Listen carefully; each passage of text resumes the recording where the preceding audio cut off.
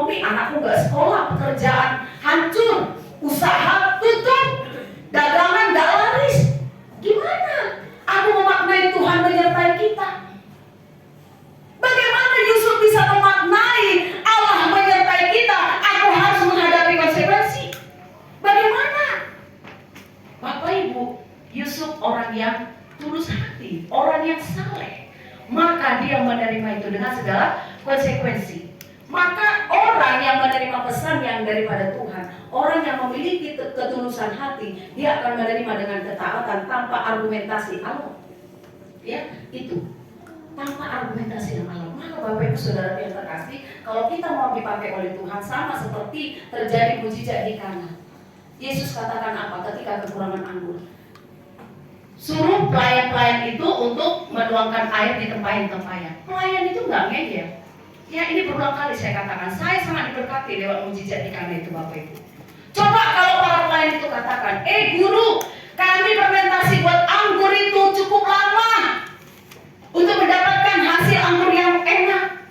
Tapi kenyataannya ketika mereka nggak ngeyel, ketika Yesus menyuruh mereka, lalu mereka menyiapkan segala sesuatunya, terjadilah anggur yang lebih enak. Ya, terjadi anggur yang lebih enak. Karena apa? Mereka taat dengan perintah itu, mereka lakukan. Ya, mereka lakukan. Maka Bapak Ibu Saudara yang terkasih, itu keteguhan hati daripada Yusuf. Karena satu perkataan, Allah menyertai kita. Allah menyertai kita. Kita perhatikan tadi video itu Bapak Ibu. Itu adalah bentuk kehadiran, bentuk nyata kehadiran Allah di tengah-tengah kehidupan anak-anaknya. Dia hadir dalam suasana apa? Tidak hanya dalam suasana sukacita, tidak hanya dalam suasana lahiran, pernikahan, tapi ketika dalam kesulitan. Memang dia nggak dapat segera. Kita perhatikan tadi video itu, ada anak-anak yang kesulitan dalam pendidikannya, kemudian ada orang yang putus asa mau bunuh diri, kemudian ada orang yang bekerja sepertinya dia cleaning service dianggap orang bawahan. Dia hadir dalam situasi itu semua. Dia hadir dalam setiap aspek kehidupan anak-anaknya. Maka dia datang tepat waktunya. Dia datang membisikkan kepada gurunya, ajar itu anak itu.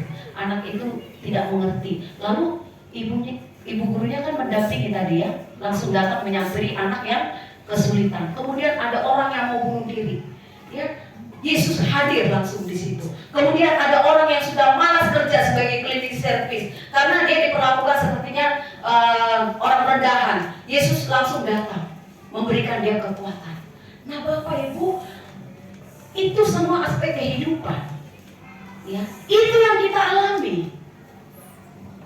Tapi dalam semua aktivitas kita itu, apakah kita mengaminkan Allah menyertai kita? Apakah kita berpikiran di mana Tuhan?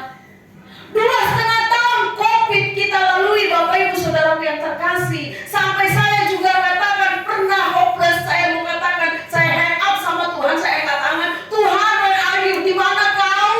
Tolong aku. Di mana kau Tuhan? Pergumulan saya dengan Bapak Ibu sama. Ya, mungkin beda-beda tingkat pergumulannya, tapi sama-sama memiliki pergumulan. Saya pernah katakan, di mana kau Tuhan? Di mana? Di mana saya memanggil? Orang Batak bilang, Jojo wow Tuhan. Aku memanggil-manggilmu Bapak. Maka apa yang dikatakan Daud ketika menghadapi satu pergumulan, kulayangkan mataku ke gunung-gunung, dari mana datang pertolonganku? Pertolonganku ialah dari Tuhan pencipta langit dan bumi, penjaga Israel, tidak pernah terlelap dan tidak pernah tertidur. Siapa yang tertidur? Kita. Siapa yang terlena? Kita. Siapa yang mengandalkan logika? Kita.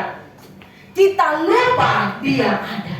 Kita lupa Dia menyertai kita. Kita lupa sedetik pun hidup kita ini kita disertai oleh Tuhan. Lalu Ibu Pendeta, apakah ketika melakukan dosa Tuhan menyertai? Saya katakan tidak. Dia memberikan nasihat Bapak Ibu, tapi kalau tidak didengarkan Bapak Ibu, maka dia akan meninggalkanmu. Meninggalkanmu